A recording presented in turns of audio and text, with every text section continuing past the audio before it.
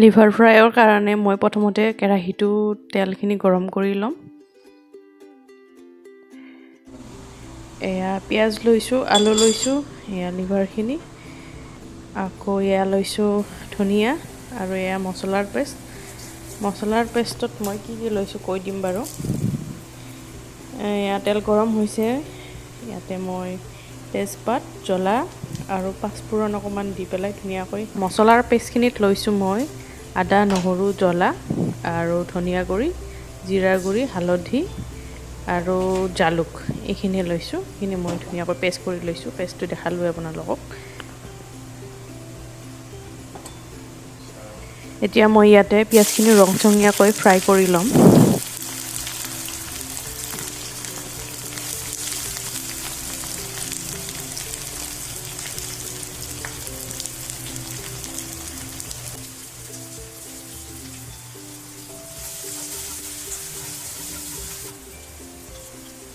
নিমখ দি লৈছোঁ আন্দাজমতে।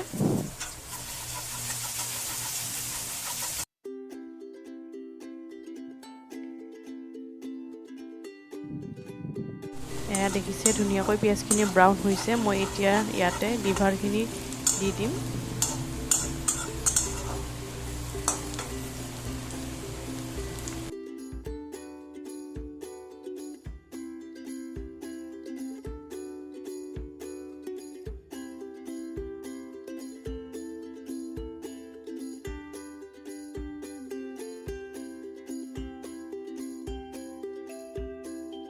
লিভাৰখিনি প্ৰায় 5 মিনিটমান সময় এনেদৰে ফ্ৰাই কৰি ল'ম। তাৰপিছত মই ইয়াতে আলুখিনি দি দিম।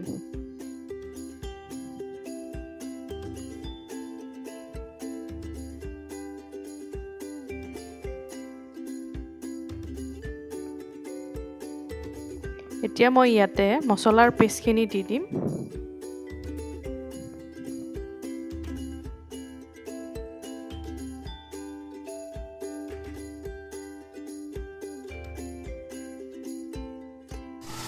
এতিয়া এইখিনি ধুনীয়াকৈ কম জুইত প্ৰায় মই 15 মিনিটমান সময় ফ্ৰাই কৰিম। দেখিছে কালাৰটো চেঞ্জ হৈছে লাহে লাহে।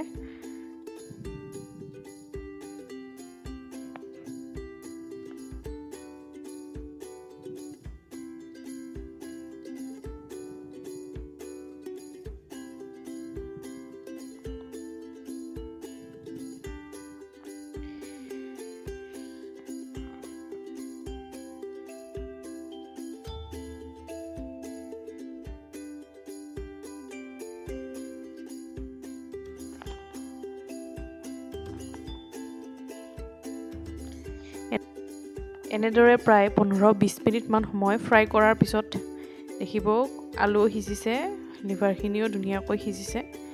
এতিয়া মই গেছটো অফ কৰি দিম। এয়া হৈছে এইখিনি। এতিয়া এইখিনি ধুনীয়াকৈ গৰম গৰম ভাত দাইলৰ লগত খাওক। আৰু যদিহে ভিডিঅ'টো ভাল পালে লাইক, শ্বেয়াৰ, ছাবস্ক্ৰাইব কৰিবলৈ নাপাহৰিব। আজিলৈ ইমানতে আহিছোঁ। আকৌ এটা নতুন ভিডিঅ'ত লগ পাম। টেক কেয়াৰ, বাই বাই।